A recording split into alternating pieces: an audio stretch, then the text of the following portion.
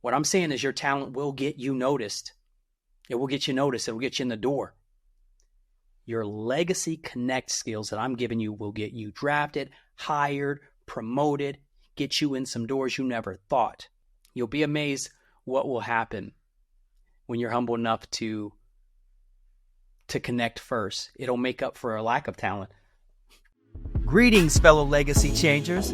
It's your main man, T-Rev, and it's time to connect good so we can collect good. This is Legacy Connect. So let's go, let's grow. To be what you meant to be, it's never too late. That time link won't challenge me when I... Check this out. No human should ever let a tragedy go to waste. What I'm about to share on Shedeur Sanders is different. It's more helpful for every athlete, every job seeker, every leader chasing a promotion in the boardroom. This is a game changer wrapped up in a pretty NFL draft bow. Now, I like Shedeur Sanders. I like that he owned his missteps. I don't know exactly what they were, but he owned some things. So before you criticize him, I want you to pull that big plank out of your eye so you can see clearly to pull the speck that is in his eye. We all have flaws. We are about to mine life-changing advice from his draft day slide. They said it cost him about $40 million from going from projected in the first round, number 2 pick, to the 5th round, taken by the Browns. Go Browns. I'm a loyalist. Let's go. Let's grow. So number 1, I got 4 just amazing takeaways change your life if you use them. So track with me as we go through this. So first one is positive affirmations was the number 1 thing I thought of to take away from this draft. Faith. Because tell me what you would do if you heard a bunch of coworkers, managers, VPs, CROs, CEOs just saying, you'll never go anywhere. You lack the skill. You're not leadership material. You're not promotion material. What would you do? Let me play something what Shedeur had to hear. Let me just play this. I'm going to share my screen to give some context of about the need for positive affirmations. World-renowned quarterback back in the day, ripping this other quarterback up. Shedeur Sanders just torpedoed himself. His attitude off the field at the combine, his dad didn't help him either. You know, he was on podcasts talking about, this is my son. If I can get him to where I want to get him to, I'm going to do that. But, you know, when you listen to this kid talk right prior or at the combine about if you want a new culture in your locker room, I'm the guy to do that. I can turn it around. I mean, he's very high on himself. And I think he was very off-putting to many, many coaches and general managers in the league. And I'm telling you right now, and I know this after talking to 3 different personnel people in the NFL this weekend, they didn't even have him on their board. They took him off. And they took him off because the owner said, take him off. I don't want that guy. I don't want this entitled person on our team. Now listen to what Shedeur was saying. They took him off. If you ain't trying to change the franchise or the coach, don't give me. So you should know history repeats itself over and over and over. And I've done it over and over and over. So it should be no question why NFL franchise should pick me. You think I'm worried about what critics say or what people got to say? You know who my dad is? They hated on him too. So it's like it's almost normal. Without people hating, it's not normal for us. Okay. That man talked about his dad. That man talked about who he was, and other people were talking about it. All I heard Shedeur say was, if you're not looking to turn a culture around, a team around, you shouldn't draft me. That's positive self-talk. There was a person who told me this, and I want every person listening to speak back to the naysayers. Don't be conceited. You are to be humble. But man, what happens when you don't do what he did right there? here's what happens. You crumble. Did you know me selling digital marketing, advertising for the past 12 years? I've learned a thing or two about reviews and the weight that they have for any type of business. Did you know that 5 positive reviews cancels 1 negative? That's what it takes. Not 1-to-1. It takes 5 positive reviews to cancel the 1 negative review that a person may have said about you, your company, your service. So imagine that coming in your head. You need to speak to the negative comments aloud, out verbally, 5 times more than what you're hearing. And I'm going to tell you something about positive affirmations and why this is so important before you sit down, before you get interviewed, before you get judged, because it's going to be scary. It can be stressful. Did you know that positive self-talk can benefit mental health, performance, and relationships? Medical news today. The study also found people who engage in positive self-talk developed effective strategies to cope with their emotions and mental stress. Imagine going out playing football in front of 20,000 people being judged by the entire world. For athletes and individuals who participate in sport, positive self-talk may be motivating and help improve technical performance. And it says research indicates that it shows how people address themselves during self-talk affects how they feel. For example, a study in 2014, it showed that people using non-first person pronouns such as you and one's own name rather than first person pronouns as I, it helps people regulate their thoughts, feelings, and behavior under social stress. Is this young man under social stress? When you're sitting in that boardroom, when you're trying to get the promotion, when you're trying to do any type of negotiation, when you're trying to get the interview into the job, some people looking at you on the other side. Positive self-talk. And I'm going to give you a few right now.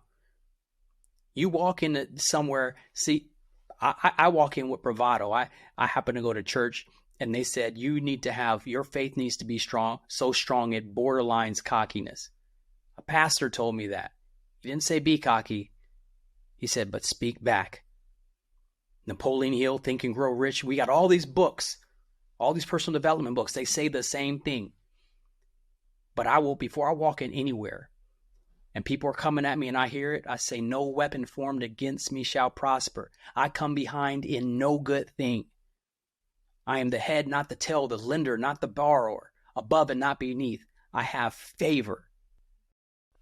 I could go on about that forever, but anyway, okay, that's the first thing.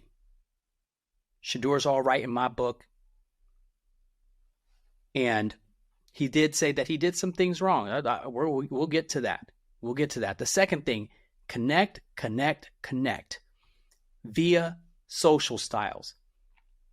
I want you to, connecting is a superpower. It'll cover a multitude of technical flaws. It can elevate you in the person's mind who's judging you. It'll elevate you higher than the person who may have had more skill, more talent. Because what they were saying about Shedeur is his arm strength, his attitude, he's entitled. They were talking about his dad. People aren't going to let you talk about their dad. That's why he responded that way. But they're talking, but before, all these traits were lovely. He was high completion percentage, the highest in college football for this past year. So let's go to connecting. I'm going to show you something that if you all do this in Legacy Connect, you win doing this. So let me share the screen again. There we have it. So right here, analytical, driver, amiable, expressive. Yeah, it's kind of like grouping people, but I promise you these are the 4 categories. And if you can learn what these groups like, how they like to be communicated with, how they like to talk, what they want support for, what are their interpersonal priorities, you can intentionally go down a path with each one of these social styles, and they will subconsciously feel you, like you more, be open and receptive, because everything in life, what we're trying to do is take somebody from a state of resistance when they're looking at us and judging us to a state of openness, where they're sharing, talking, where they're absorbing what we say. And quick tip, all you have to do is ask 2 questions and sit and observe. I'm talking to you. If you're an athlete, if you're in the corporate room, ask yourself 2 questions when you're looking at someone's body language and their speech. Are they direct or indirect when they want something, when they're talking to you? See, that driver and that expressive social style, they're more direct. That means if you're at dinner with them and there's some salt, they're going to say, give me the salt. Hey, pass the salt. If they're indirect with how they assert themselves and ask for things, they may say, could you pass me the salt, please? Or they may even hint around, man, that salt's way over there. Could you, oh man, I wish I could reach that salt. Boy, I wish somebody could give me that salt. Those are the analyticals and the amiable. They're more indirect.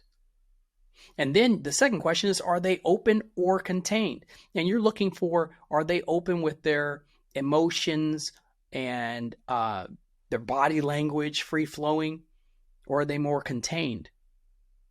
When I say contained, it's less facial expressions. They're more rigid, sometimes a little bit more stoic. They don't share things that they talk more about facts and feelings. The open people talk more about feelings and facts. They talk more about people, relationships.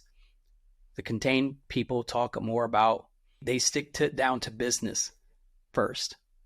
Those are the analyticals and drivers. So enough about that. I can go about that all day, and it's very easy. You're just asking those 2 questions. You'll put them in that category. Then you go. You change yourself. Know thyself, what your social style is, so you know your strengths and weaknesses. Know the other person's, and then you get out of your comfort zone and become a selfless person and be others focused, and you adapt to theirs. They will embrace you more. You'll have a great conversation. So what I'm getting at is this. Watch, there's going to be a couple of videos that I share with you that are going to make all the difference. And I'll show you. Let me prove to you what Shedeur, he was in a situation with Andrew Berry from the Browns. I'm going to play a video. You think about what you see. So look at this. Amiables and analyticals, they tend to turn their head a lot. They don't make a lot of eye contact. They make it, but they're indirect, so they'll look away. Someone who's a driver, expressive, they maintain that eye contact a little more. Okay? Just remember that I said that. And we're going to look at, Shedeur, we talk oftentimes about quarterback being the most important position in the sport. We obviously spent a lot of time with Shedeur throughout the process. He's highly accurate. He can play well from the pocket. Very productive college career. And we felt like it wasn't necessarily the plan going into the weekend to select 2 quarterbacks, but as we talk about, we do believe in best player available. We do believe in positional value, and we didn't necessarily expect him to be available in the 5th round, and so we love adding competition to every position room and adding him to compete with the guys that are already in there. We felt like that was the appropriate thing to do. So they had asked him what they think of Shedeur and the evaluation. He wasn't talking about relationship and, he's a great guy who came in here. I've really got along with him well. What do you think that he is? Do you notice he wasn't making eye contact? I'm telling you, people, when you're trying to go into an interview, promotion, whatever it is, whoever you're talking to, I don't care if you work with them forever and you don't know their social style. Look at LinkedIn. Look at videos. Go to YouTube. And when you go in those rooms, athletes at that combine, you know who you're dealing with and you know how you have to change your speech. He's an analytical. He believes in analytics. Wasn't really making a lot of eye contact. Now watch Kevin Stefanski, the other person that Shedeur has to impress. Dependent on the player. Bill Musgrave on our staff, he was with Matt Ryan when he was drafted, and he started right away. We all know Green Bay famously has sat their guys for... They're talking about Shedeur. Speed it up. Those are the type of decisions that don't get made until into the summertime. Throwing live is another piece of this. It's a small piece, but a piece of it. Getting around, going to dinner is important. But then the whole process and getting in and listening to the rest of the coaches, the rest of the scouts, how they see the entire draft board. But certainly Shedeur is somebody that, I think has done a really nice job throughout this process. He doesn't make eye contact either. Did you hear him say he was talking about what's important to him? Yes, the sports part, that's a head coach, great offensive caller. But he said getting around him, getting around the other guys, taking him out, going to dinner. You watch a lot of his interviews, he mentions culture, dinner, relationships. He's amiable. So when I'm Shedeur, I don't know, they said if he wasn't prepared, now next time you can be prepared. And I'm talking to Kevin about, hey, I'm here to turn the franchise around, build the community, build up my teammates, be that example. I'm here to give everybody support. I like how you run this team. You're the type of coach who just really gets the most out of us just because you care. So you start empathizing with Kevin Stefanski. Andrew Berry, I'm going in there and I'm talking about how I was the most accurate passer, and here's the evidence, here's my clips, and here's what I noticed the Browns did typically on third downs when they're in the red zone. I'm talking to Kevin Stefanski, but I know Andrew Berry's over there looking at me, so I'm talking to him about those things. It's powerful. Now, Brian Daboll is our last person. This person was supposedly leaked out his team. Hey, Shedeur is no good. We don't like him. He was cocky. Let's look at the last person, what he is. Let's look at what he is. Okay. All right. He's talking to a quarterback giving directions. We call it flags, so we end up saying corner flag, but flags. And the angle is an angle. You got me on that? And you use read it to the right, lend it to the left. It was a flip formation. Good? Read it to the right, lend it to the left. 72, 5-man protection, slide to the will. So if the strength of formation is right, what formation is that again? Yeah, good enough, right? Yeah, right. He's there. The will's over there. The line would slide there. We say 72, read it. 72, read it. Gotcha. So let's say this before you go to the next one. You have one play that you can run. Now, let's go up here. And you have to run that play. You listen to him. He talks fast. He's rigid. He makes a lot of eye contact. And watch him talk to this other quarterback. You have to run this one play, commitment to the team. And those are hard things to measure by numbers. Say that we draft you come up to New York, it's a pretty big market, right? And you play the first 3 games, and they're pretty rough, and you're getting hammered in the press. How are you going to handle that? Who are you going to go to? Who you talk with? Well, for me, I would just say, look at his eye contact. Not a lot of facial expressions. Talks at a faster pace. The amiables, analyticals talk at a slower pace. I'm giving you the hints. He's not jovial and free-flowing. That would be an expressive. What is he? If you said driver, you're right. He's a driver. They have a priority, results. What are you going to do? They want to know what. An analytical wants to know how. An amiable wants to know why. You're using that phraseology. Here's what I would do. Here's the results you would get.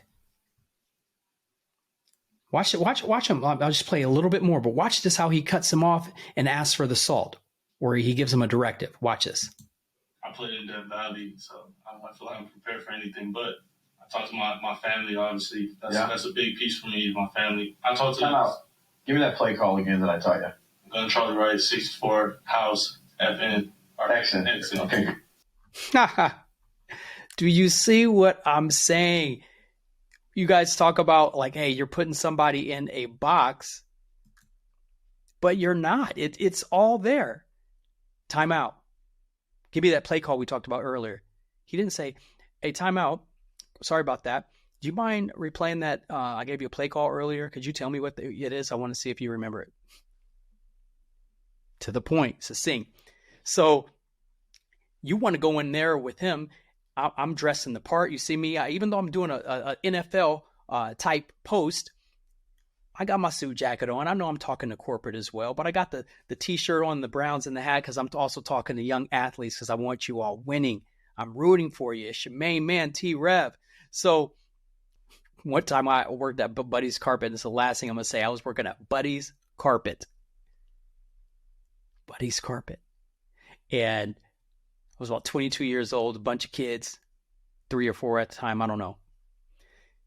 And I won Salesman of the Year. So I go up and get my award, and I come back home, and it was a TV and a bonus check or something like that. And I found out through the grapevine that I really came in second place. This guy, I think his name was Pat. Can't remember his last name. Old man, grumpy old man. I got along with him, loved him to death. Grouchy dude. Didn't bend, wasn't a team player. And they said, guess what? Pat, there's no way we're giving him Salesman of the Year. No way. They're like, Travis, nice guy. Works hard. Helps people out. Just a lovable dude. And I'm not trying to brag on myself, but they thought that about me. I'm going to take it. And they gave me that award. It kind of hurt. I'm like, dang, I really didn't beat Pat. That stinks. But I took that TV because Lord knows I needed that TV. I was broke. Anyway, that was number 3 or number 2. I want you to take ownership and humility. It's something about that's endearing to people. And you want to make an impression. There's this thing, 7 keys to connecting. I call it code 7 cognitive connecting. When you meet someone and you know if they're analytical, driver, amiable, or expressive, when you first meet them, you're either going to talk business first or you're going to talk personal things first. So the analytical and the driver, they're business first people. And one of the things that people want to know, the 7 questions over their head, there's 7 questions of suspicion over everyone's head in these situations. 7 questions. This is all based on neuroscience, behaviors. It's all cognition. And one of the questions that people ask is, what do we have in common? And the other one is, are you my type of person? Do I vibe with you? And you have to answer each one of these questions in the sitting or in the interaction, whether it's a 2-day interaction or it's just in 15 minutes. Get those questions answered proactively. And how you say, are you my type of person? Do I vibe with you? Is making a uniquely striking impression, a good first impression. It could be showing up 15 minutes early. It could be saying that you're an avid book reader. It could be dressed nice. Shedeur, he had his hat on. I love the swag. I wear mine like this. He had his chain. What I'm doing in those situations, athletes, I'm going to be humble enough to, when I'm in Rome, I'm going to become Roman. If I'm going out and one of those coaches is a vegetarian and I eat meat and vegetables, for that night, we're eating all vegetables and I'm going to be asking him questions. Oh, tell me about this. How do you make this taste like this particular meat or poultry? And I am getting into that person's world. I'm not kissing butt, not brown nosing. I am being humble enough to make a great impression. They'll know, hey, you know what? I know that kid likes to eat steak, but you know what? He was nice enough to make me feel comfortable because I don't like being around eating animals. And you have to ask yourself in that moment, is it more important for me to be me, my truth, unapologetically me, and eat meat in front of this vegetarian just so I can say I was me and go and tell everybody back at home? Or is it more important for you to adjust, make a good impression, and get the 40 million? And I know money isn't everything, and I'm not saying sell your soul. Eating, and I'm using the vegetable example, is because sometimes people don't want to adapt and become others focused and be well kempt or whatever. Those are things that you do anyway. Do it for the promotion. Do it for your family. You got people counting on you. And here's what I'll say as I wrap this up. Humility. Humble yourself. Adapt. Be others focused. Be confident, not cocky, but you can be borderline because the world's coming at you in some crazy ways. So you speak those positive affirmations. Speak them. You can do all things. I'm Christian. I can do all things through Christ Jesus who strengthens me. I'm humble enough to say I don't know it all. I can't do it all. I rise and not fall. I have light shining through me. I have favor with coaches, teammates. It surrounds me everywhere I go. I'm annoyingly optimistic. Say those things. Use social styles. Learn the codes, the 7 codes to intentionally connect with someone when you first meet them. What I'm saying is your talent will get you noticed. It will get you noticed. It will get you in the door. Your legacy connect skills that I'm giving you will get you drafted, hired, promoted, get you in some doors you never thought. So I want you to share this with your coaches, teammates, tag an athlete, tag someone going for that job in the corporate world. Say, listen to this. There's balance in all that, guys. There's balance in all of it. You'll be amazed if you connect with someone. You'll be amazed what will happen when you're humble enough to connect first. It'll make up for a lack of talent. Sanders takes his time, lofts one in the air, caught, touchdown, Colorado. It's Sanders and the Buffaloes paying off. Here's Sanders looking. Sanders winding up. He's got it. Steps up in the pocket, holds on to it. Guns it. Sanders steps up in the pocket, runs it, gets the first down and more. Sanders spreading to the end zone. Touchdown. Here's Sanders over the middle. Shedeur sprints out, throws. It's your main man, T-Rev. Let's go. Let's grow. Like, subscribe to this. It helps other people out. It does help me out. Those are my motives. Yes, I want to reach the world, change the world. I'm out. 314 lives a legacy changer. I want to be what you meant to be. It's never too late. That timely quote challenged me when I couldn't take. Deferred hopes and dreams in my head turning gray. And God told me tell him about the first 48.